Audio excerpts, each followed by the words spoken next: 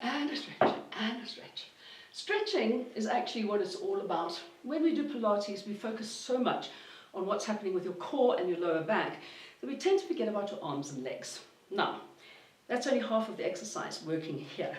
You need to remember that you want to get extension into the muscles in your legs, extension into your arms, because it all comes back to here.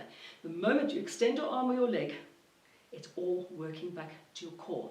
Don't give up with that. Make it part of your everyday exercise routine. Just stretch it, stretch it, stretch it.